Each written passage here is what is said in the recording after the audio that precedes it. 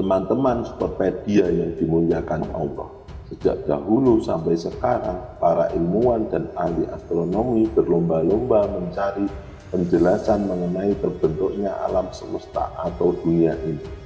Tidak sedikit ilmuwan yang mengemukakan pendapatnya. Teori yang pertama adalah teori kabut atau teori nebula.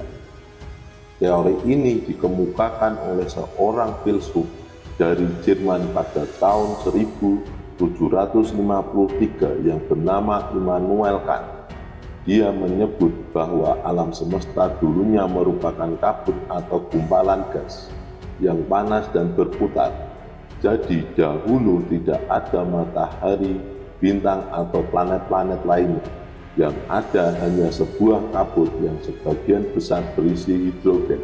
Setelah itu kabut ini memulai mengeras dan berputar di satu poros inti yang memiliki suhu lebih panas dibandingkan dengan area lainnya. Maka yang pertama terbentuklah matahari di titik poros inti tersebut. Kemudian ketika partikel kabut yang mengeras tadi berputar mengelilingi matahari, mulai terbentuklah planet-planet termasuk bumi kita di dalamnya. Tapi teori ini menjadi tidak relevan lagi ketika ada ilmuwan bernama Raymond Littleton dari Britania yang mengemukakan teori yang berbeda. Dia mengatakan bahwa alam semesta ini awalnya memiliki dua buah matahari kembar, dan salah satu dari matahari itu meledak karena tertabrak oleh meteor. Matahari yang meledak itu kemudian menjadi serpihan bebatuan kecil yang lama-kelamaan menjadi planet dan mulai mengelilingi matahari yang tidak meledak lagi. Teori ini disebut teori bintang kembar dan dikemukakan pada tahun 1937. Teori ini menjadi teori kedua dalam pembahasan kita kali ini. Semoga penjelasan ini bermanfaat dan menambah wawasan kita semua.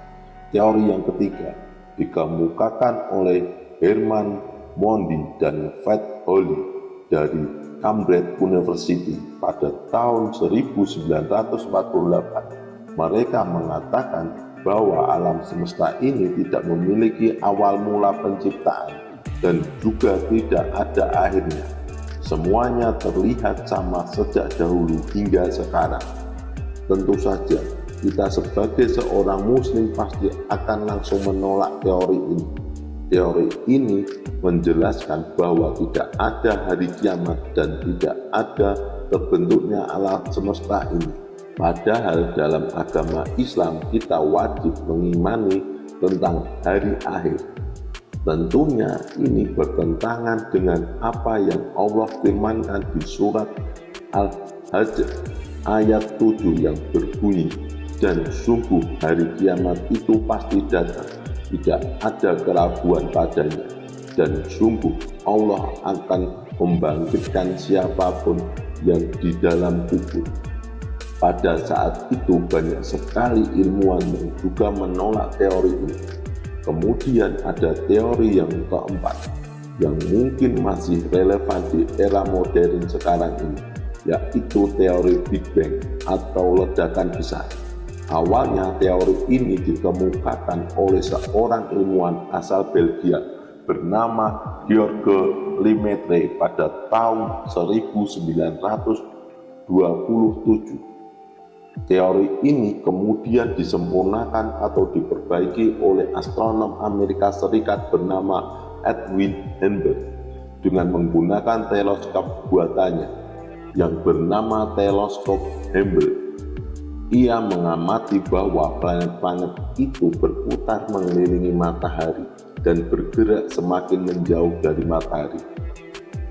Nah, coba sahabat berpikir secara logika dan logis. Jika planet-planet yang bergerak menjauh tadi kita mundurkan waktu sejauh-jauhnya, maka planet-planet tersebut akan bergerak mendekati satu titik, yaitu matahari, dan lama-kelamaan akan menjadi satu planet saja, sehingga kita majukan lagi waktunya satu planet besar ini meledak. Kemudian serpihan-serpihan planet tadi terpental menjauh karena ada gaya dorong dari ledakan tersebut.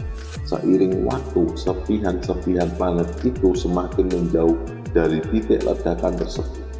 Sobat Superpedia, kita bisa mengumpamakan ini seperti sebuah batu bulat besar yang kita tanamkan sebuah bom di tengahnya.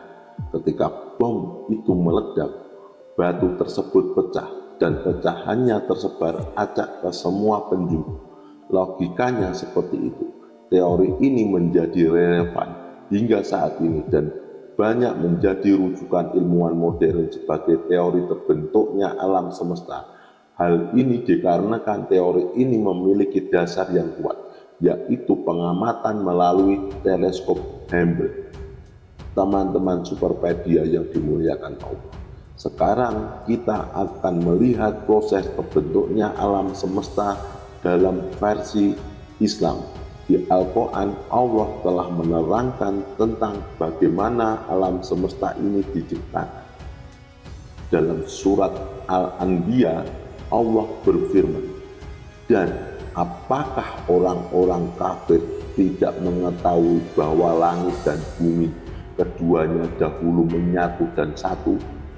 Kemudian kami pisahkan antara keduanya, dan kami jadikan segala sesuatu yang hidup berasal dari air. Maka mengapa mereka tidak beriman?" Maksud dari ayat itu adalah sebelum menjadi alam semesta atau galaksi Bima Sakti yang luas ini adalah satu kesatuan atau bisa dibilang satu entitas yang besar. Kemudian entitas ini pecah hingga menjadi galaksi dan banyak planet lainnya yang mengelilingi matahari. Inilah yang dikatakan dalam Al-Quran 1400 tahun yang lalu sebelum adanya teknologi canggih. Bukankah firman Allah di Al-Quran ini memiliki kesamaan dengan teori Big Bang yang kita bahas tadi? Seperti yang kita ketahui, Nabi kita Baginda Muhammad SAW adalah seorang yang buta huruf. Bagaimana bisa Nabi kita mendahului pemikiran ilmuwan modern seperti Edwin Hubble? Bahkan teori ini mempunyai selisih 1000 tahun ketika Edwin Hubble mengemukakan kembali. Yang paling penting, penemuan ilmiah ini sesuai dengan apa yang ada di Al-Quran. Bahwasanya Al-Quran tidak akan pernah salah karena Al-Quran berasal dari Allah Sang Pencipta. Sahabat seiman, kita sebagai umat Islam seharusnya menjadikan Al-Quran sebagai pedoman dan prinsip-prinsip hidup. Tak kala suatu hari ada penemuan dan teori-teori ilmiah baru yang tidak sesuai dengan Al-Quran, jangan disalahkan Al-Quran. Karena penemuan dan teori ilmiah tadi pasti salah dan akan berubah di kemudian hari. Atau penemuan itu benar, tapi tidak sesuai dengan Al-Quran. Berarti pemahaman kita yang salah akan Al-Quran. Karena Al-Quran tidak akan pernah salah dan akan relevan dengan hal apapun selamanya. Kita sebagai umat muslim seharusnya bangga karena memiliki Al-Quran dan hadis Nabi sebagai pedoman hidup. Karena Al-Quran berasal dari Allah, zat yang menciptakan alam semesta dan isinya. Jadi itulah kisah awal mula alam semesta. Semoga penjelasan kali ini bisa menambah keimanan dan keyakinan kita kepada Allah Subhanahu wa Ta'ala. Sampai ketemu di kisah-kisah seru selanjutnya. Lebih dan kurangnya mohon dimaafkan. Yang benar datangnya dari Allah dan yang salah itu datangnya dari saya pribadi. Saya akhiri. Wassalamualaikum warahmatullahi wabarakatuh.